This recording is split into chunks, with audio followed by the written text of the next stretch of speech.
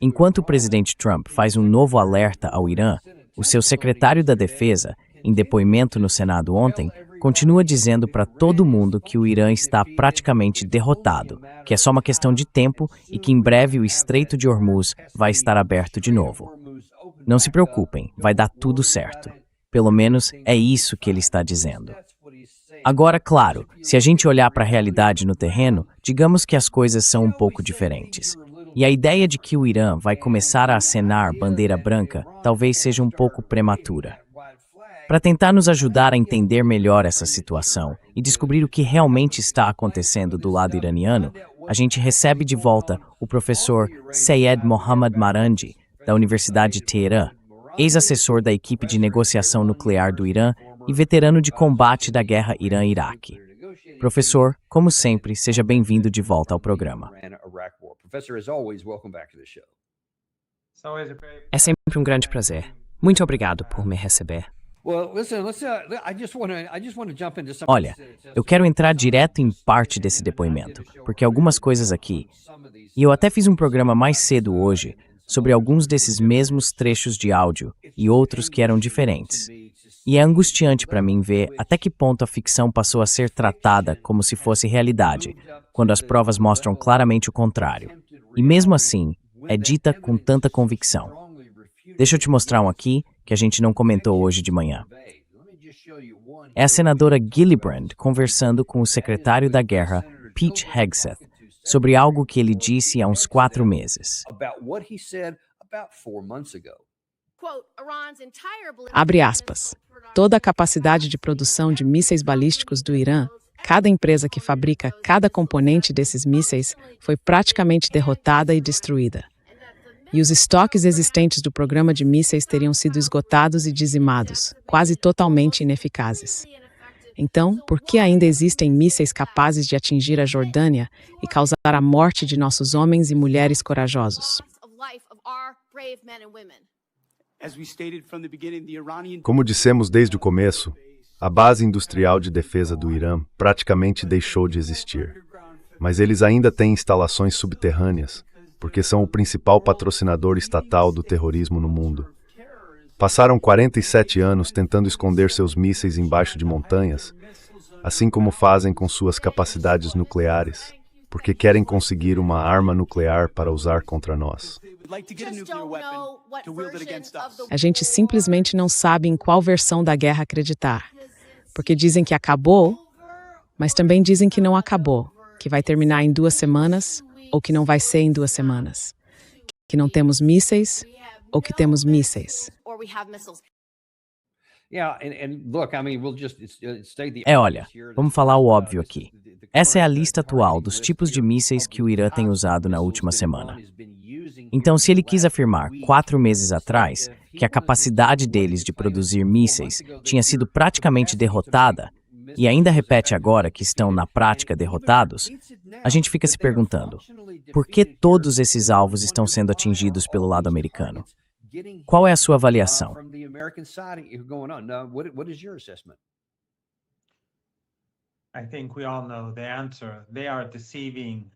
Acho que todo mundo já sabe a resposta.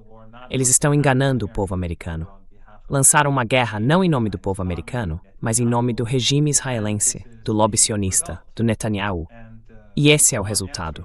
As pessoas querem respostas, mas eles não têm nenhuma para dar, porque foram arrogantes desde o começo. Inventaram histórias, achando ou esperando que a guerra acabasse em poucos dias, talvez uma semana. Mas isso não aconteceu. E agora, tudo o que disseram lá atrás está voltando para assombrá-los. O Irã não só tem grandes quantidades de mísseis e de drones, como também está produzindo mísseis e drones em grande escala neste exato momento.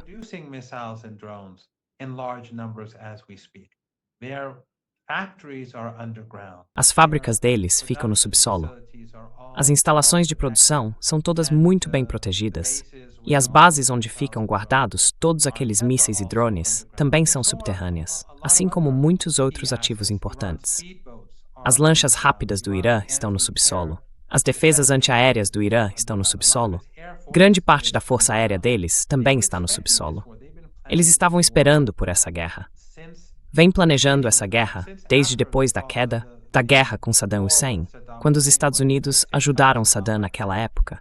Mas, principalmente depois do 11 de setembro, depois que os Estados Unidos invadiram o Afeganistão e o Iraque. E o general Wesley Clark disse que os Estados Unidos planejavam invadir 7 países em 5 anos, sendo o último o Irã.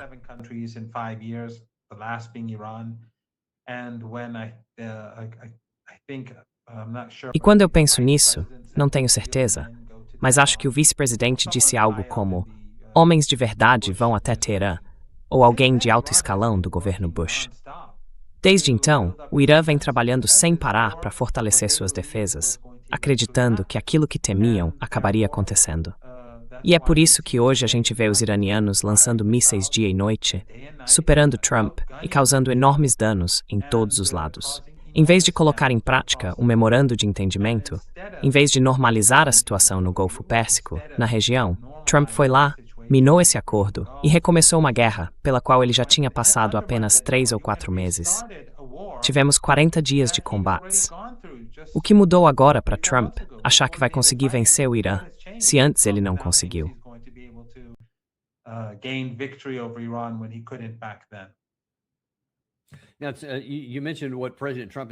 Você mencionou o que o presidente Trump está pensando. Agora, aqui está o que ele disse. Isso foi hoje de manhã, há poucas horas. Ele afirmou que, a partir de agora, toda vez que a República Islâmica do Irã atirar contra um navio no Estreito de Hormuz, seja com míssil, foguete, drone ou qualquer outro tipo de arma, os Estados Unidos vão bombardear ou destruir uma ponte ou uma usina de energia, inclusive aquelas próximas ou dentro da capital, Teherã. Qual tem sido a reação em Teherã por parte da República Islâmica do Irã?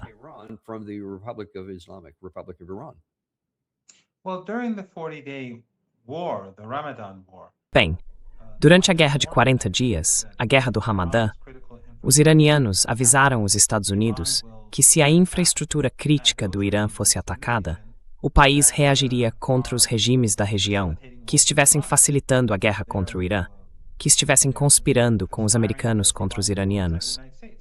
E um exemplo que você deve lembrar tão bem quanto eu foi quando bombardearam o principal campo de gás do Irã, o mais importante do país, o campo de South Pass. O Irã respondeu imediatamente, e respondeu com força. Um dos alvos foi o campo de gás Atari, e o dano foi enorme. O Trump logo publicou uma mensagem no Truth Social, dizendo que isso não voltaria a acontecer.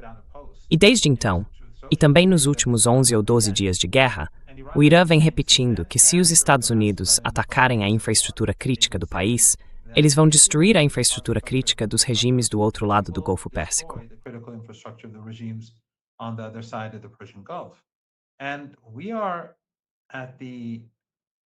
E a gente está em julho, e o calor na região do Golfo Pérsico, como você sabe melhor do que eu, e na Península Arábica está absurdo, e a umidade também. Então, se o Irã for forçado a reagir, para se defender e destruir a infraestrutura crítica deles, esses regimes vão desabar. Eles não são como o Irã. No Irã, talvez só 1% da população use usinas de dessalinização, por exemplo. Já esses países, alguns dependem quase 100% dessas usinas. O Irã tem 4 estações. Em algumas partes do país faz frio, em outras tem deserto. Esses países não. São todos deserto. Eles não têm nada além de petróleo e gás. Então, se a infraestrutura crítica deles for destruída, esses países acabam.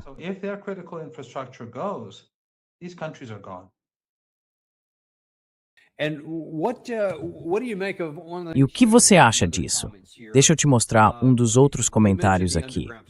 Você mencionou as instalações subterrâneas. Isso é algo que o Irã vem preparando há décadas. Você acabou de explicar isso aqui. A gente mostra isso o tempo todo, com imagens como essa, por exemplo, da instalação de Yazd, que é uma das representativas. E como você já contou pra gente em outros episódios, existem mais ou menos 30 dessas, talvez até mais, espalhadas pelo país. Então, a menos que seja possível eliminar todas, essa capacidade vai continuar existindo. Agora, a audiência no Senado acabou ficando um pouco tensa, mesmo com um senador aliado, o republicano Kennedy, que perguntou sobre uma montanha.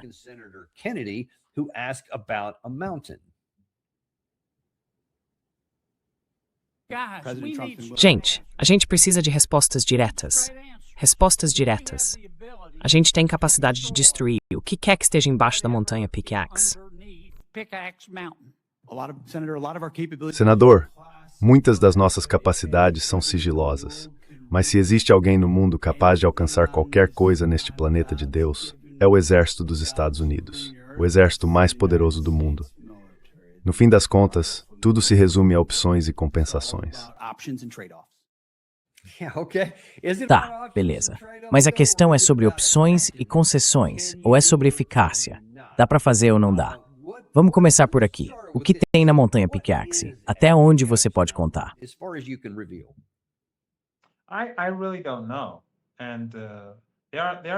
Eu realmente não sei. E tem coisas que eu não sei. Muitas coisas que eu não sei.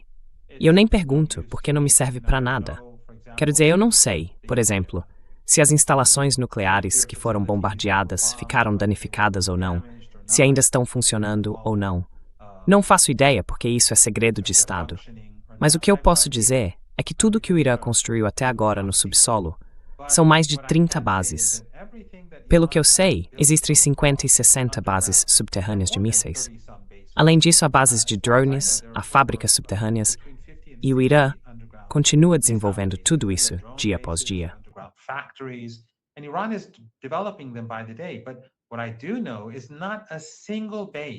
Mas o que eu sei é que nenhuma base foi destruída. Nenhuma. Então, seja essa montanha ou aquela, o que vimos até agora é que todas as bases que os iranianos usaram para lançar seus mísseis e drones continuam funcionando. Os americanos, o governo Trump, não conseguem apontar uma única base de mísseis que tenha sido destruída ou que esteja fora de operação. Todas continuam ativas. Algumas delas, e acho que foi a base de Yaz que você mencionou, foram bombardeadas várias vezes por bombardeiros B-52, várias vezes. E mesmo assim, nada aconteceu. Então, se for esse o caso, eu não vejo como eles vão conseguir destruir mais alguma coisa com as capacidades que têm hoje.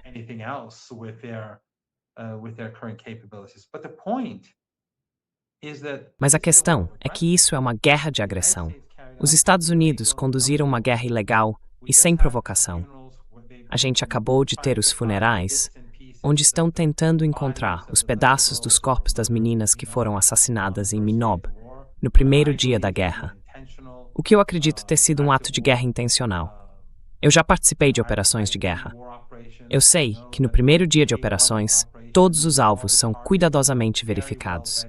Por muitos meses, para mim, é simplesmente impossível acreditar que os Estados Unidos não soubessem que aquilo era uma escola. Então tivemos os funerais, e tudo isso é uma guerra de agressão.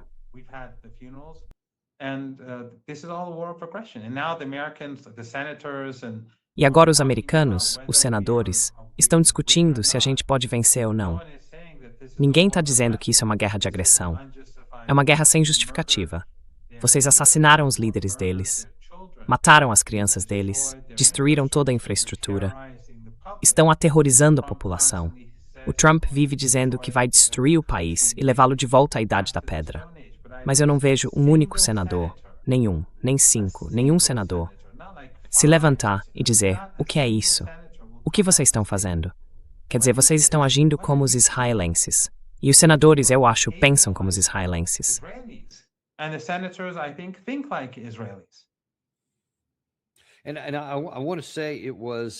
E eu quero dizer que foi, não tenho certeza se vou citar o nome certo aqui, mas acho que foi o senador Murphy que perguntou o que a gente tem feito para tentar vencer.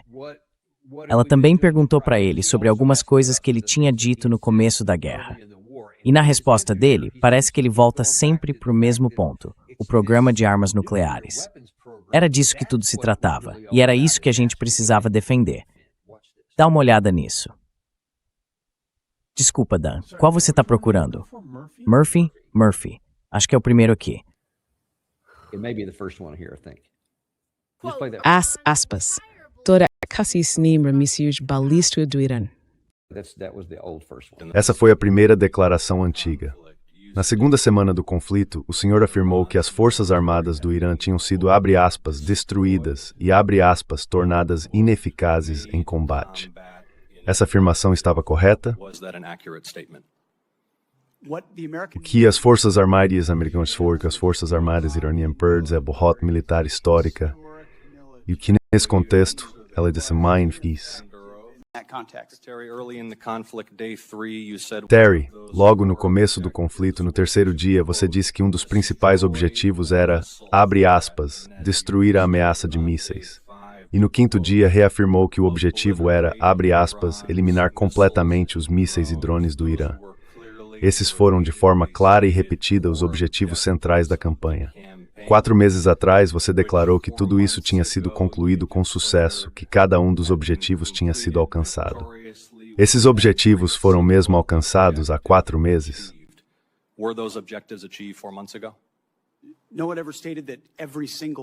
Ninguém nunca disse que todos os mísseis tinham sido eliminados. No fim das contas, quando a gente fala que estão inoperantes em combate, quer dizer que eles não conseguem tirar os mísseis dos abrigos subterrâneos e lançar contra nós. Isso não quer dizer que eles não tenham instalações subterrâneas onde guardam esses mísseis, até porque são o maior patrocinador estatal do terrorismo no mundo. Então nunca esperamos que eles deixassem de ter capacidade de disparo. A questão é a escala, especialmente contra um Estados Unidos da América.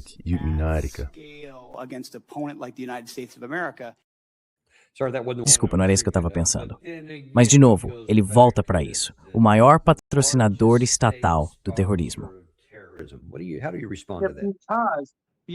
Como você responde a isso?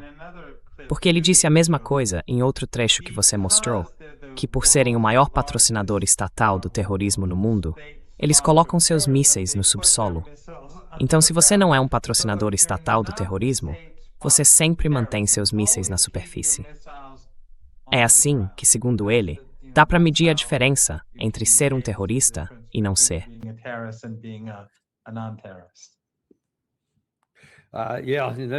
Tudo isso foi meio constrangedor aqui. Acho que é esse mesmo que eu estava pensando. Os Estados Unidos dizem que não vão voltar para a mesa de negociações. Desculpa, acabei bagunçando tudo isso. Não vou voltar nesse assunto. Mas deixa eu falar de outras coisas que são mais importantes aqui. Além do que o presidente Trump disse, enquanto o lado iraniano ainda tem capacidade de lançar mísseis, e enquanto a gente também tem a nossa, essa capacidade continua existindo. Então, quando ele diz que vai atacar certos alvos, é disso que estamos falando. Foi o que acabou de ser atacado.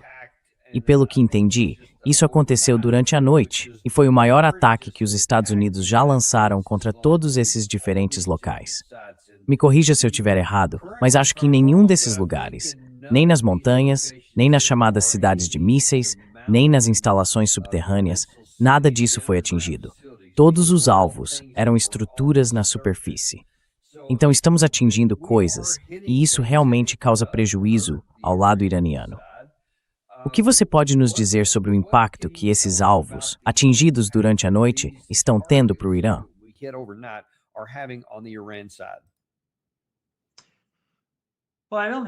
Bom, eu não tenho todas as informações, obviamente, mas algumas coisas que eu sei são que os americanos costumam atacar locais que têm iscas. Os iranianos espalharam iscas por toda parte e estão sempre movimentando seus recursos. Desde a Guerra de 12 Dias, o Irã mudou a forma como conduz a guerra. Então, por exemplo, quando os Estados Unidos bombardeiam uma base militar, geralmente não tem ninguém lá. E os iranianos têm desenvolvido, como eu disse, mais centros de comando e controle subterrâneos, mais bases de mísseis e drones embaixo da terra. Além disso, outros recursos deles estão sendo constantemente deslocados para que os Estados Unidos não consigam destruí-los. E os drones são usados de forma intensa.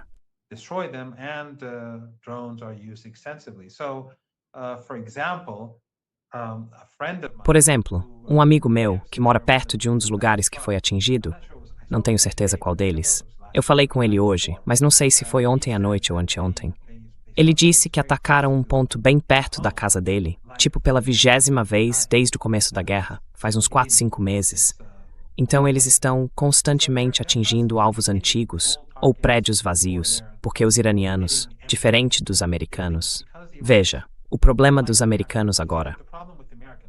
Deixando de lado o fato de ser uma agressão e tudo mais, é que todas as bases e recursos deles estão expostos.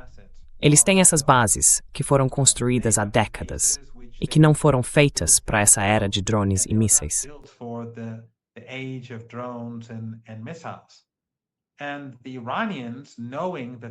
E os iranianos, sabendo que os Estados Unidos têm um poder de fogo muito maior, passaram décadas desenvolvendo mísseis, drones e bases subterrâneas.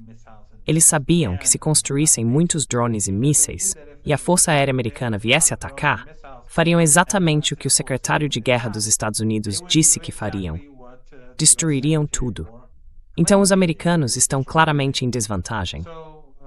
E agora que os iranianos estão destruindo todas essas bases no Golfo Pérsico, os americanos são obrigados a recuar para lugares como a Jordânia, a Arábia Saudita e o regime israelense. E aí surgem mais problemas. Antes de tudo, eles não conseguem se organizar direito.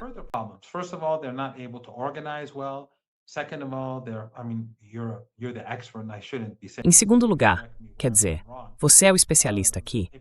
Eu nem devia estar dizendo isso para você, e me corrija se eu estiver errado. Fica difícil para eles manterem comando e controle. Também fica mais complicado para eles realizarem ataques. Além disso, essas bases não foram feitas para abrigar todo esse equipamento e todo esse pessoal. E os iranianos têm capacidade de atacar essas bases também, como a gente está vendo na Arábia Saudita e na Jordânia. Então, muitos desses, por exemplo, F-15, não estão sendo mantidos em condições ideais. Os F-35 ou o que quer que esteja espalhado por essas bases diferentes. Então, a grande vantagem que o Irã tem é que tudo que é realmente importante para eles não fica exposto. E o que está exposto pode ser substituído.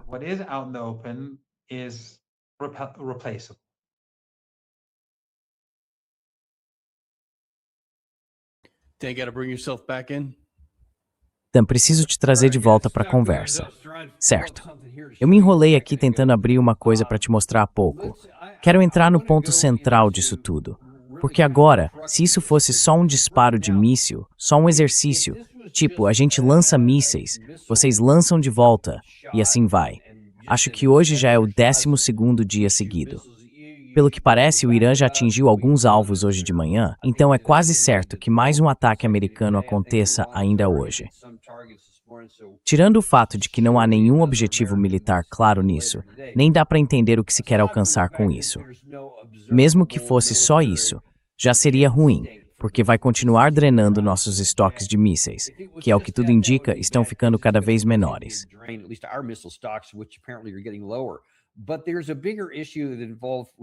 Mas tem uma questão maior envolvendo os Estados Unidos, que é o preço do petróleo.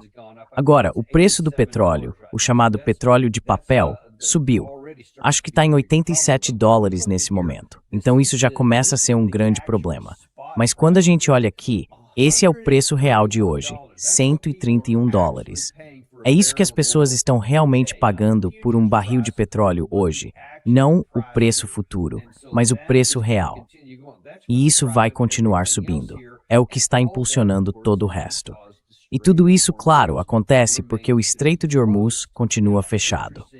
Agora, curiosamente, opa, informação errada, o Comando Central dos Estados Unidos, no boletim diário de ontem, disse que apesar da agressão iraniana, o Estreito de Hormuz continua aberto para a passagem de embarcações comerciais.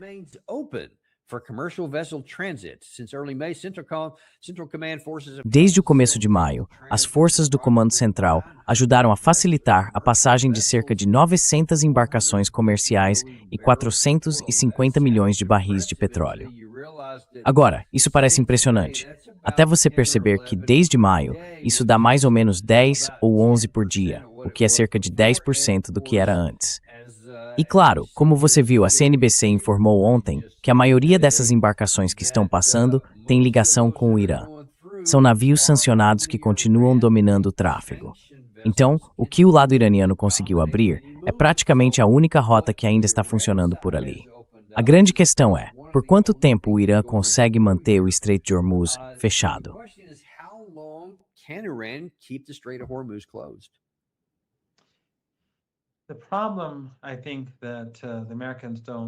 O problema, eu acho, é que os americanos, ou melhor, as pessoas em volta do Trump, não parecem entender, ou talvez entendam, não sei. É que para Irã, Isso é uma guerra pela sobrevivência. E o Irã sabe que as intenções dos Estados Unidos e do regime israelense são destruir o país.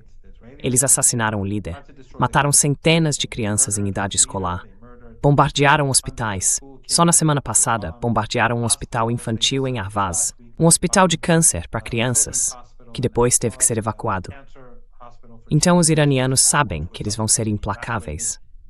Você não pode levantar a bandeira branca e sobreviver. You cannot raise the white flag and survive.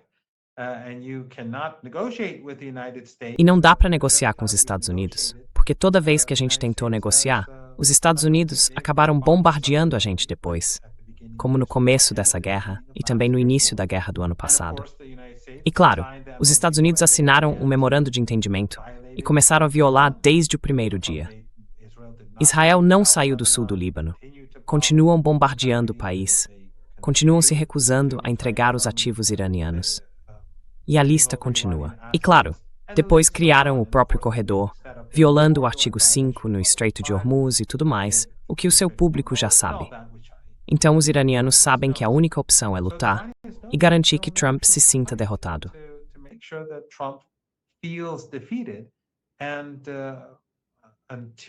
E até que os Estados Unidos cheguem a um ponto em que não possam mais representar uma ameaça ao Irã.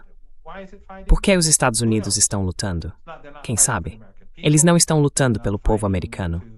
Não estão lutando para proteger o país. Não estão lutando para proteger seus cidadãos. Tudo gira em torno do regime israelense. Tudo está ligado aos interesses de Netanyahu e do lobby sionista nos Estados Unidos. A motivação que existe no Irã é muito diferente da que existe nos Estados Unidos. As pessoas vão se manter firmes e resistentes. Então, se os Estados Unidos começarem a atacar nossa infraestrutura crítica, o que na prática significa atingir mulheres e crianças, é claro que os iranianos vão continuar firmes. E o que os iranianos vão ser obrigados a fazer?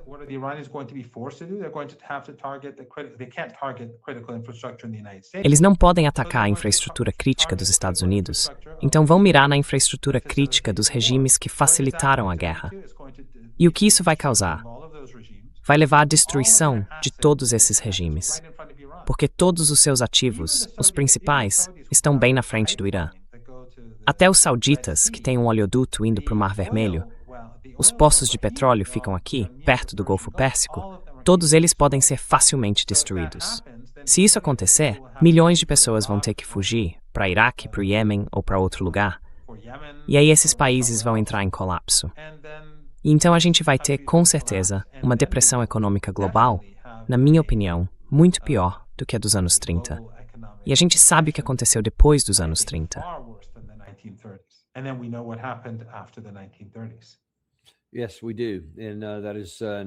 Sim, é verdade. E esse é um resultado que eu realmente não quero ver se repetir. O que podemos tirar disso?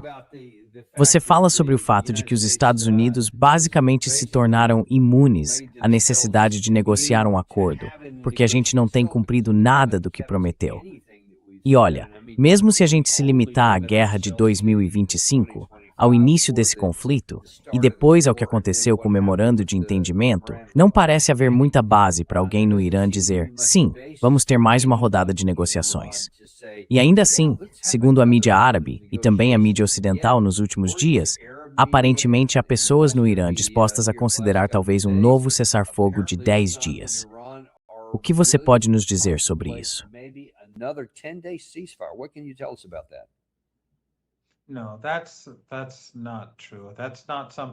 Não, isso não é verdade. Ninguém no Irã disse isso. Na verdade, aqueles que negociaram o memorando de entendimento estão sendo criticados por uma grande parte da população iraniana e por políticos, justamente por terem negociado. Eles dizem, olha, vocês fizeram um acordo, os americanos tiveram tempo para se reorganizar, tiraram um pouco de petróleo do Estreito de Hormuz e, no fim das contas, empurraram a região de volta para uma situação de guerra ao minar o memorando. Agora, os que apoiaram o acordo dizem, a gente sabia que isso ia acontecer, mas precisava exportar uma grande quantidade de petróleo que estava preso no Golfo Pérsico. Então aproveitaram aquela janela para exportar dezenas de milhões de barris de petróleo e importar bens, se preparando para a próxima fase da guerra. Os dois lados têm argumentos válidos. Eu não estou em nenhum dos campos. Mas o ponto é que o debate que existe agora não tem nada a ver com cessar-fogo para dar tempo para os americanos se reorganizarem.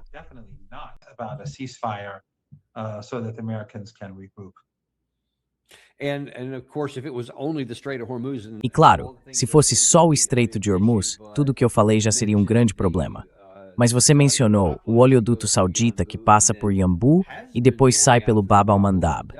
Só que agora, segundo o Ansar Allah, ontem, os Houthis lá no oeste de repente fecharam essa rota.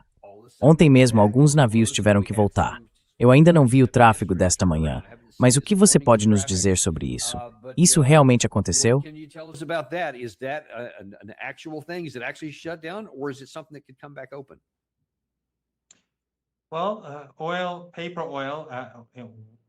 Bom, o petróleo, o barril de petróleo, um dos tipos de referência, está agora em torno de $94. Pelo menos estava antes do programa começar. Então é claro que isso tem um impacto. O mais impressionante é o seguinte, e foi o que eu ouvi. Não sei se é verdade, mas acho que sim, porque eu ouvi de pelo menos 2 pessoas que considero bem confiáveis. Os sauditas, os iranianos, mandaram um avião para o Iêmen, um voo comercial, com tripulação, homens, mulheres, como qualquer voo comercial no Irã. Eles enviaram esse avião para a capital do Iêmen para buscar uma delegação que iria a um funeral. E depois voltaram. Fizeram um voo de volta. E quando estavam se aproximando do aeroporto no Iêmen, os sauditas bombardearam o aeroporto.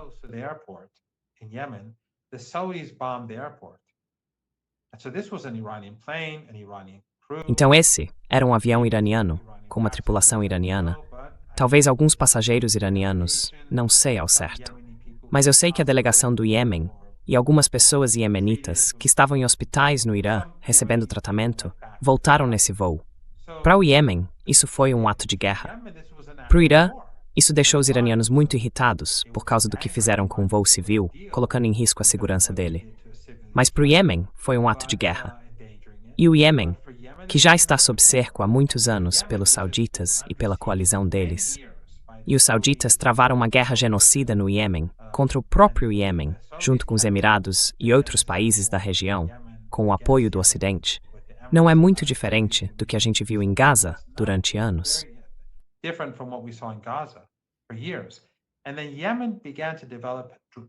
E aí, o Iêmen começou a desenvolver tecnologia de drones e de mísseis. Tenho quase certeza de que o Irã ajudou nisso. Quer dizer, não estou dizendo que eles não tenham capacidade própria, que não tenham engenheiros. Tenho certeza de que tem gente muito inteligente. Mas provavelmente os iranianos ajudaram a desenvolver isso mais. Então eles começaram a lançar mísseis e drones contra a Arábia Saudita, e foi isso que levou ao cessar-fogo. Só que o bloqueio continuou. Agora, o Iêmen, depois desse ataque ao aeroporto, está dizendo que o bloqueio tem que acabar, que não vai mais aceitar o bloqueio. Então essa foi uma decisão muito burra por parte dos sauditas.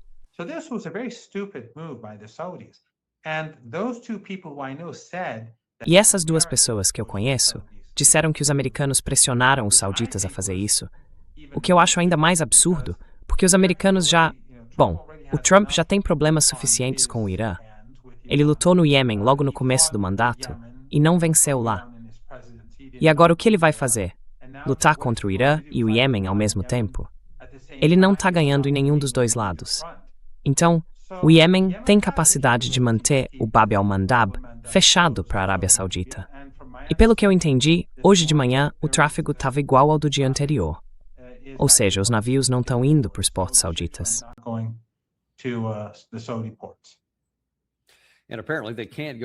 E ao que parece, eles também não conseguem passar pelo Canal de Suez, lá no norte, porque a maioria dos VLCCs é grande demais em termos de tonelagem e tudo mais.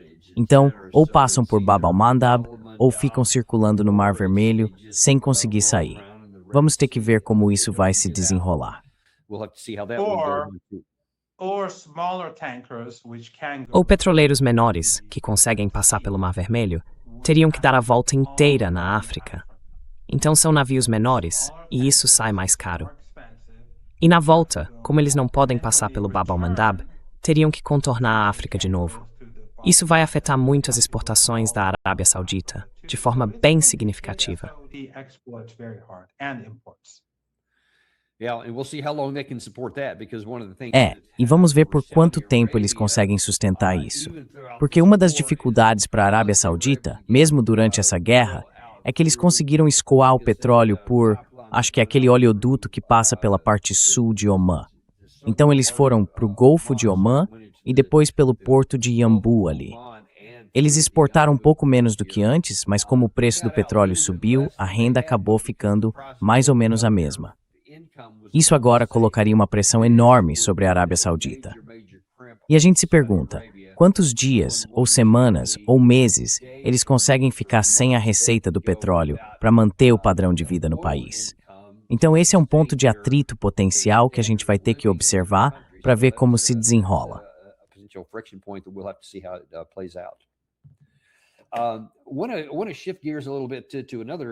Quero mudar um pouco de assunto e falar de outro país da região. Você talvez já tenha ouvido falar deles. Israel. Eles têm feito algumas declarações bem interessantes recentemente, e eu queria saber como você vê isso. Agora, acho que já está bem claro que Benjamin Netanyahu, pessoalmente, incentivou e convenceu o presidente Trump a seguir em frente e se juntar a eles nessa guerra, no dia 28 de fevereiro, alegando que se assassinassem Ali Khamenei, o governo iraniano cairia ou o povo se levantaria, enfim. A gente sabe muito bem como isso acabou, exatamente o oposto do que esperávamos. Mas enfim, foi isso tudo nesses 40 dias de guerra entre os Estados Unidos e Israel contra o Irã.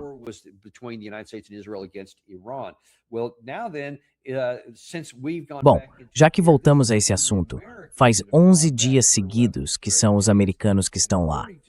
E segundo várias fontes do lado israelense, eles estão dizendo algo como: sabe de uma coisa? Pra gente, tudo bem, que vocês continuem lutando essa guerra por bastante tempo. Pra mim, como americano, isso é uma das coisas mais perversas que já vi. Porque foram os israelenses que nos convenceram a entrar com as nossas forças armadas.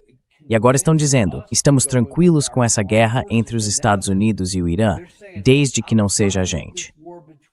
Assim, eles não ficam na mira dos mísseis iranianos, e não são os soldados deles que estão morrendo, são os americanos que estão morrendo. O que você acha disso?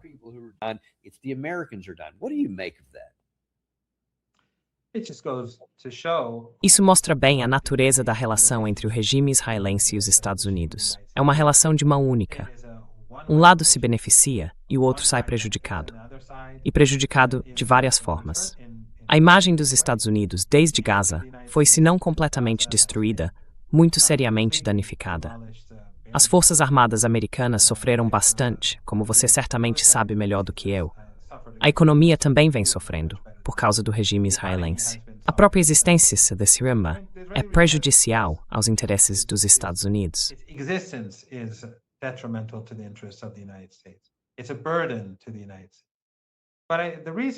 Isso é um fardo para os Estados Unidos. Mas eu queria destacar uma coisa aqui.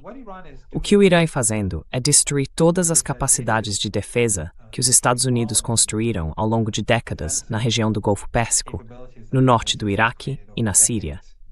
Quer dizer, a Síria é um caso um pouco diferente. Mas, de qualquer forma, as bases de radar, as instalações criadas para proteger o regime israelense ou os ativos americanos de drones e mísseis, tudo isso está sendo destruído. A única exceção é a Turquia, onde eles ainda têm o sistema de radar funcionando.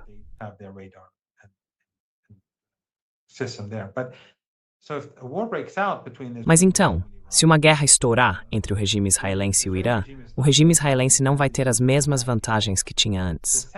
O segundo ponto é o seguinte: alguns podem perguntar, por que o Irã não ataca o regime israelense agora? Eu acho que há 3 razões para isso. A primeira é que essa guerra é, antes de tudo, sobre Israel, e o Irã quer se concentrar no Estreito e garantir que os Estados Unidos fracassem. A segunda razão é que o Irã nunca inicia uma guerra. Ele simplesmente não faz isso, mesmo que muita gente ataque o Irã. Até apoiadores do próprio Irã na internet dizendo: vocês deviam ter uma arma nuclear, vocês são tolos, são ingênuos.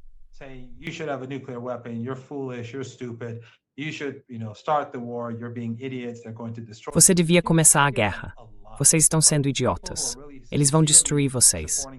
Eu ouço isso o tempo todo, e de pessoas que realmente apoiam o Irã, de várias partes do mundo. Mas o Irã não começa guerras. É simplesmente assim. Isso faz parte da crença religiosa deles, e eles não vão fazer isso. Mas tem um terceiro motivo também. O regime israelense está em crise. Há uma crise interna, e vem aí uma eleição. E essa crise é maior do que muitos de nós imaginamos. Eu li alguns materiais no Complex Forum, produzidos pela esposa de Alastair Crooke, a Aisling, que traduz e publica conteúdos da imprensa em hebraico do regime israelense. From the Hebrew press in the Israeli regime, and the divisions are very deep and dangerous. As divisões são muito profundas e perigosas.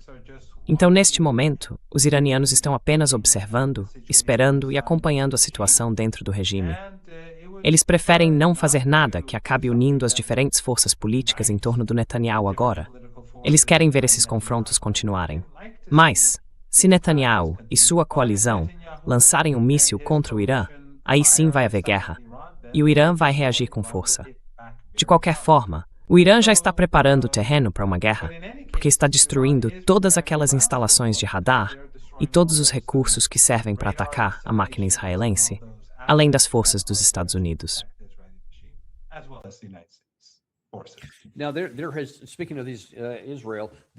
Falando agora sobre Israel, tem saído recentemente algumas reportagens sobre declarações de líderes israelenses de alto escalão, entre eles Benjamin Netanyahu, que deram a entender que se o Irã voltar a atacar Israel, a resposta seria ainda mais dura do que antes. Isso levantou a suspeita de que poderia envolver o uso de uma arma nuclear.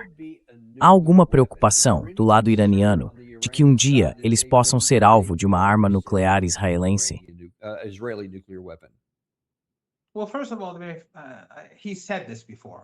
Bom, antes de tudo, ele já disse isso várias vezes. Mas o fato de ele falar esse tipo de coisa, na minha opinião, só expõe ainda mais o regime israelense aos olhos da humanidade, mostrando o que ele realmente é. Além disso, eu não acho que o regime israelense sobreviveria a um ataque desse tipo. Primeiro, porque o mundo não aceitaria. E esse regime já é desprezado e odiado em praticamente todo o planeta. Então esse é um ponto. O segundo é que o Irã é um país muito grande, e o Irã não tem planos de produzir armas nucleares. Nos anos 80, quando os Estados Unidos apoiavam Saddam Hussein, e o Ocidente deu a ele armas químicas para usar contra os iranianos. E, como talvez eu já tenha dito no seu programa, eu mesmo sobrevivi a 2 ataques químicos. Sobrevivi a um agente nervoso na Operação Khaybar e sobrevivi ao gás mostarda em 1988. Então eu conheço bem esse tipo de coisa, sabe, por experiência própria.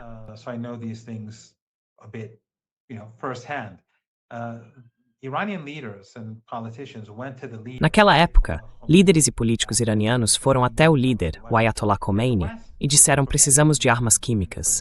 E o Ocidente estava impedindo o Irã até de comprar máscaras de gás. Então o Ayatollah Khomeini respondeu: não. Essa é uma arma desumana, e vocês não têm permissão para produzi-la. Vocês vão ter que lutar a guerra sem isso. Essa ideia continuou sob o Ayatollah Khamenei. Ele emitiu uma fatwa, como todos nós sabemos. E não há nenhuma evidência de que o Irã tenha alguma vez, quer dizer, a Agência Internacional de Energia Atômica nunca apresentou nenhuma prova de que o Irã tenha produzido uma arma nuclear. E os Estados Unidos admitem que, pelo menos desde 2003, o Irã não tem tentado construir nenhuma. Antes de 2003 também não, mas isso já basta. Aliás, há um bom livro sobre isso. Na verdade, 2 bons livros. Um se chama Manufactured Crisis, do Gareth Porter, e o outro é Dangerous. Sim. Um cara excelente. E outro é Dangerous Delusion, do Peter Oborne, que é britânico, junto com os 2 livros que eu já mencionei no seu programa, Going to Tehran, dos Leveretts, e The Resistance, do nosso amigo em comum, Alastair Crooke. Então, os iranianos não estavam produzindo uma arma nuclear. Mas o Dr. Larijani, que foi martirizado nessa guerra e que era o presidente do Conselho Supremo de Segurança Nacional, uma vez disse, não quando era o presidente do Conselho, mas quando era representante do líder, ele disse que, se houvesse, estou parafraseando, posso não lembrar exatamente as palavras, mas ele disse que se houvesse uma ameaça iminente à existência do Irã, a postura nuclear do país mudaria. Iran's existence, Iran's nuclear posture would change. And Dr. Kharrazi, who was a foreign minister under E o Dr. Ahazi, que foi ministro das Relações Exteriores no governo do presidente Khatami, também disse a mesma coisa. E ele também foi martirizado na guerra pelos americanos e israelenses. Então eu diria que se houver uma ameaça iminente, uma ameaça nuclear realmente crível contra o Irã, isso seria considerado uma ameaça iminente. E como eu disse, o Irã tem muitas capacidades. É um país altamente avançado. A gente está vendo isso nessa guerra. O Irã escolheu não ter uma arma nuclear. Mas se houver uma ameaça à sua própria existência, aí eu acho que as coisas podem mudar. Eu não sei se fui desconectado ou não, porque eu perdi o seu áudio. I don't know if I was disconnected or not because I lost your image. No, you're very good. No, we were just sometimes. Não, você é ótimo. Às vezes a gente só quer focar em você. Qual tem sido o efeito até agora? Ontem na Fox News, Scott Besson disse que as sanções estão tendo um efeito devastador na economia iraniana, que a inflação subiu 180%, que as prateleiras das lojas estão vazias, que as pessoas estão perdendo o emprego e que isso começou a afetar de verdade o país todo. Qual é a situação real lá no terreno?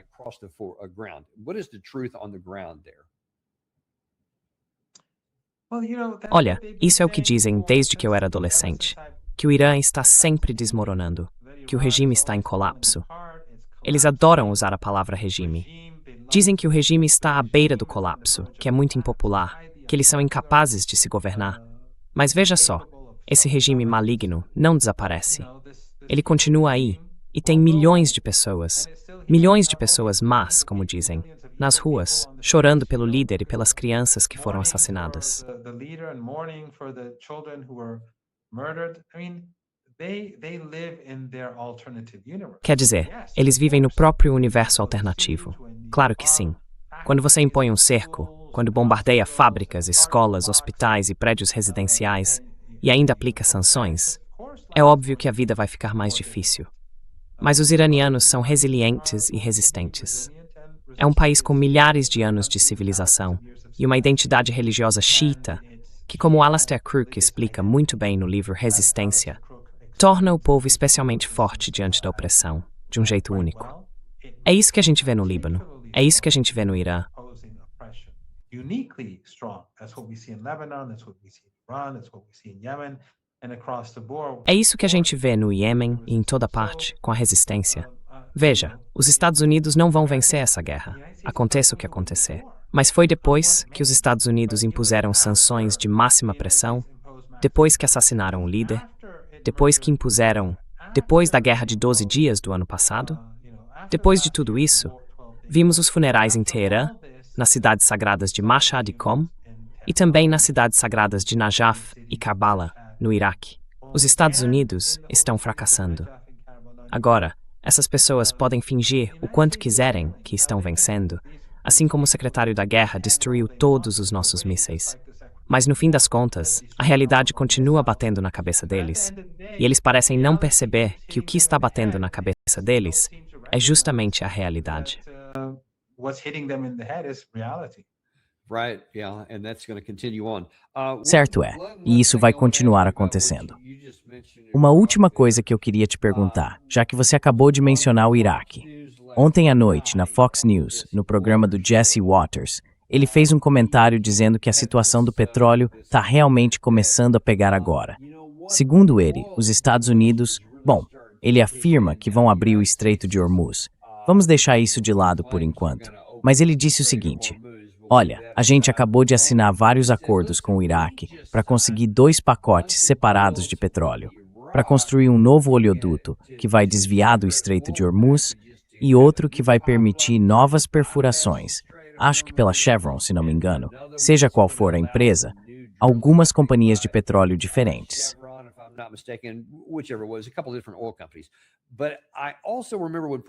Mas eu também me lembro de quando o presidente Trump recebeu o primeiro-ministro do Iraque e que parte do acordo envolvia a retirada das Forças Armadas dos Estados Unidos. E pelo que entendo, isso já aconteceu ou está prestes a acontecer. Esse mesmo primeiro-ministro vai a Teherã, talvez para fechar mais alguns acordos. O que você pode nos dizer sobre a realidade da relação atual com o Irã e o petróleo? Of the current relationship with Iran and oil.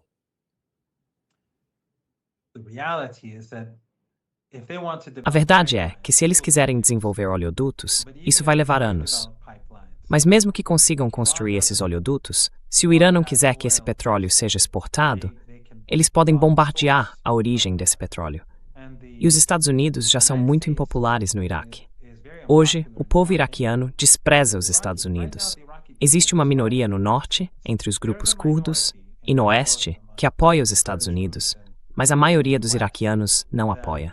Há vários motivos para isso. Um deles é que o Iraque, quando exporta seu petróleo, precisa passar por um banco nos Estados Unidos.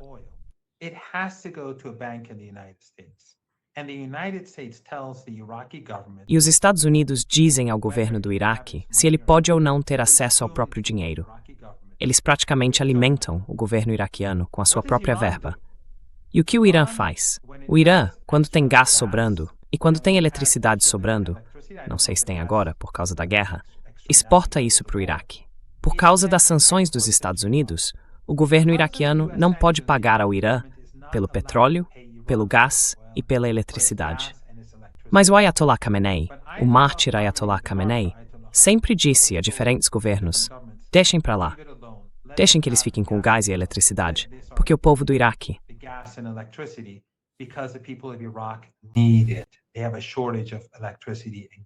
Eles estão com falta de eletricidade e gás. Então o Irã, que vive sob sanções de máxima pressão impostas pelos Estados Unidos, fornece eletricidade e gás praticamente de graça para o Iraque, para ajudar o povo iraquiano. Enquanto isso, os americanos sufocam os iraquianos e dizem: façam o que mandamos ou vocês não recebem o seu petróleo. Quem é que vai ser popular e quem é que vai durar no longo prazo?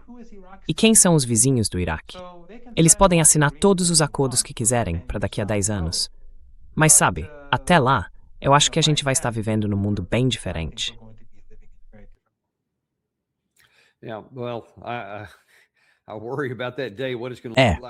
Eu me preocupo com esse dia, com o que isso pode significar para toda a região e também para a economia global.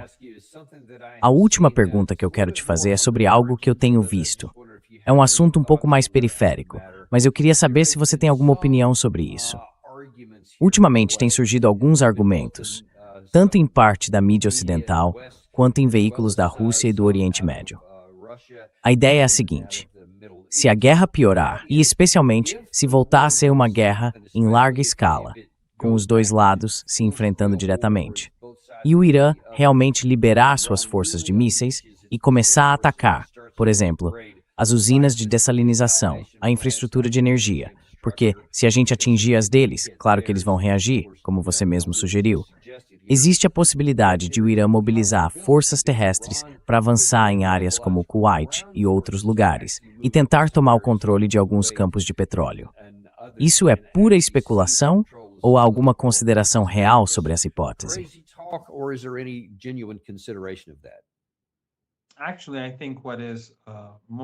Na verdade, eu acho que o que está mais iminente é a possibilidade do Iêmen entrar na Arábia Saudita.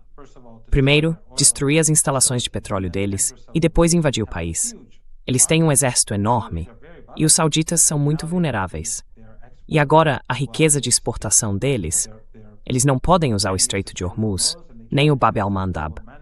E não é só sobre o petróleo, é sobre todas as mercadorias. Então os sauditas estão em uma situação bem complicada. Além disso, tem a resistência no Iraque. A resistência no Iraque é maior do que o Hezbollah, mesmo com todas as forças de reserva dele. Então no Iraque, você tem talvez 150, 200 mil pessoas ligadas à resistência. E quando você fala em resistência, quer dizer resistência apoiada pelo Irã? Sim, apoiando os iranianos. Aqueles que durante os 40 dias de combate estavam atirando contra bases americanas. Mas a resistência não tinha subido muito na linha de escalada, então sempre houve contenção, como há agora. Mas se houver uma guerra total, que é o cenário que você está mencionando, se houver uma guerra total, então a própria resistência iraquiana pode tomar o Kuwait com facilidade. E se os iraquianos tomarem o Kuwait e quiserem ficar com ele, tenho quase certeza de que os iranianos vão ficar muito bem com isso. Sabe? Vão aceitar numa boa. Very fine, they'll be quite fine with that. E essa resistência iraquiana conseguiria agir sem a disposição ou até mesmo sem a participação das próprias forças de segurança do Iraque. Iraq is very complicated. Their relationship. O Iraque é muito complicado. A relação deles é bem boa. E como eu disse, os iraquianos, a gente viu o funeral do Ayatollah Khamenei em Najaf e Karbala. Foram os iraquianos que organizaram tudo. A relação deles com o Irã é muito boa. A raiva deles em relação aos Estados Unidos é evidente. Dá pra ver claramente. Então eles não vão lutar uns contra os outros. Isso é algo que o governo americano não entende. O Iraque, que é um país importante, se opõe aos Estados Unidos. O Iêmen também se opõe aos Estados Unidos. Quem são os aliados dos Estados Unidos? O Kuwait, o Catar, os Emirados. Quer dizer, esses países produzem petróleo e gás, mas não são potências. Podem até ter muito dinheiro no banco, mas não têm um exército de verdade. E a gente viu a Arábia Saudita lutar contra o Iêmen. And we saw Saudi Arabia fight against Yemen. Saudi Arabia and the Emirates together fight against Yemen. A Arábia Saudita e os Emirados lutaram juntos contra o Iêmen, com dezenas de milhares de forças mercenárias que eles pagaram para combater lá. E no fim das contas, fracassaram. E os Estados Unidos não estão populares neste momento. Se as pessoas entrarem na internet e olharem as sessões de comentários na mídia árabe, vão ver que, em toda a região, no mundo árabe, o apoio está com o Irã, não com os Estados Unidos. Então essa não é uma guerra que eu ache, pessoalmente. Eu não vejo nenhum cenário em que os Estados Unidos saiam vitoriosos. E pode piorar, como você disse. Pode terminar mal. Vai continuar sendo ruim. Todos os cenários são negativos. Alguns terrivelmente ruins, outros um pouco menos. Em nenhum deles eu consigo imaginar uma situação em que os Estados Unidos não percam.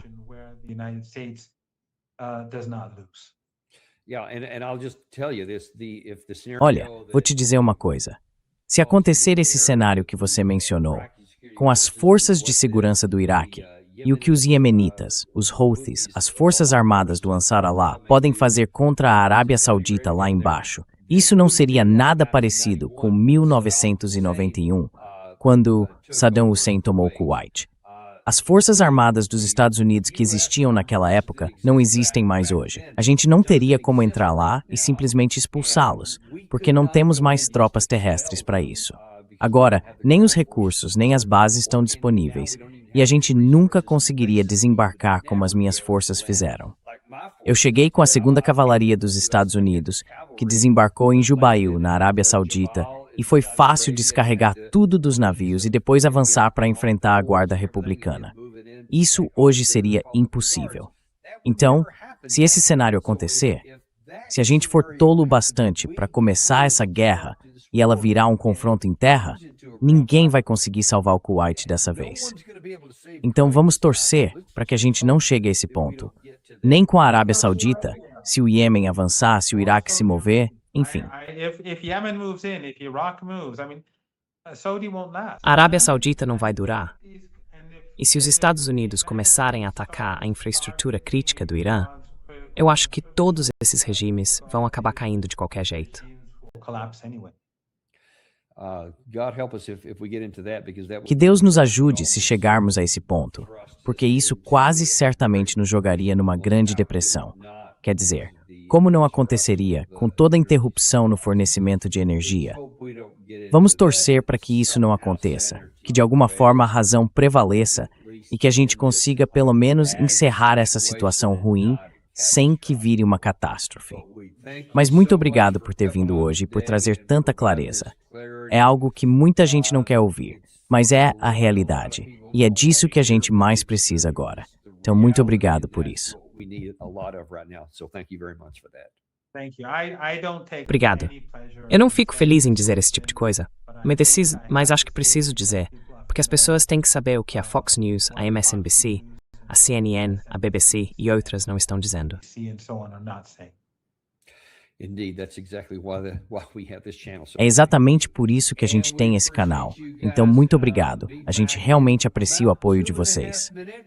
Voltamos em mais ou menos 2 minutos e meio. O Larry Johnson vai entrar para dar a opinião dele sobre vários assuntos que a gente comentou aqui hoje e também sobre o que está acontecendo na guerra entre Rússia e Ucrânia. Você sempre quer ver o Larry the Shirt Johnson, né? Pois é, em cerca de 2 minutos, você vai gostar do que vem por aí. Até já. E olha, eu não fico tentando convencer ninguém a comprar ouro, nem dizendo como cuidar dos seus investimentos. Mas tem uma forma de você ajudar a gente. Se inscreve no canal, deixa o like e compartilha com alguém que você gosta. that like button and share this with somebody you love.